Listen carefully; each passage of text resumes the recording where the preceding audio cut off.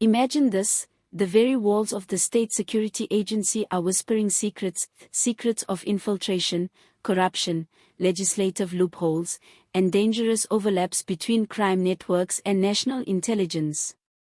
That's exactly what ANC Member of Parliament Khusela Diko is warning about, and her words could shake the foundations of how South Africa protects its state. Before we dig in, if bold political exposés are your kind of content, hit subscribe now and ring the bell so you never miss our next deep dive. Khusela Diko has stepped forward with an unflinching message: the rot in our security institutions runs deeper than many dare to admit.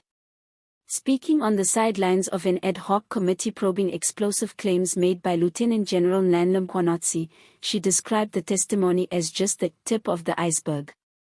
Mkhwanatsi had laid out allegations of serious police corruption, interference, and even the infiltration of criminal syndicates into the structures of law enforcement. What's more, Diko is demanding not just cosmetic fixes but a total overhaul, revisiting legislation, executive powers, accountability, and the architecture of intelligence oversight. She argues the current gaps allow unscrupulous actors to exploit weaknesses.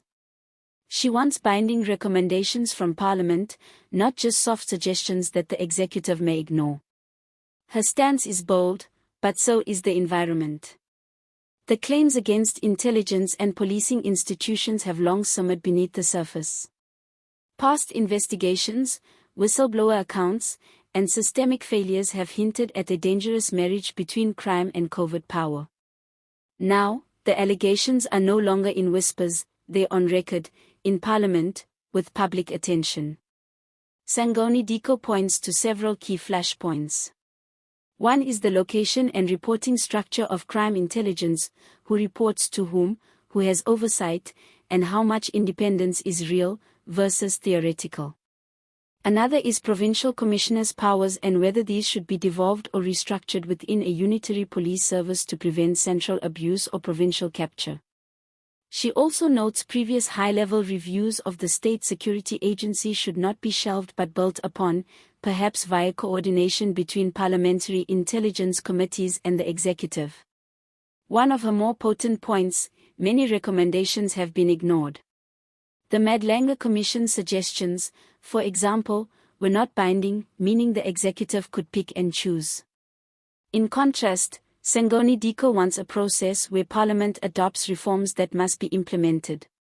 That's a visible escalation from critique to hard pressure. Make no mistake, such demands place her in the crosshairs. Overhauling the State Security Agency is not just a policy move, it threatens entrenched interests, covert deals, and possibly power brokers who benefit from opacity. She's essentially asking that shadows be brought into the light. The stakes are enormous. If the rot she warns about is real, then it's not just isolated incidents, it's structural decay that undermines rule of law, democratic oversight, and citizen safety. When criminal syndicates can infiltrate policing or intelligence, control slips. The very institutions meant to protect become compromised. Already, reactions are sharp. Some will call her statements sensational, accusing her of undermining security for political point scoring. Others, especially reformers and watchdog groups, will see this as a necessary alarm bell. Because whether you agree or not, few can deny, South Africa has struggled with leaks, abuse of classified information, selective prosecutions, and the murky intersection of politics and law enforcement. Interestingly, Diko isn't operating only as a critic. She's part of the committee investigating these claims, giving her access, at least formally, to the mechanisms of oversight. She's positioning herself as both whistleblower and warrior, leveraging parliamentary authority to force accountability. Her rise to this moment is not accidental.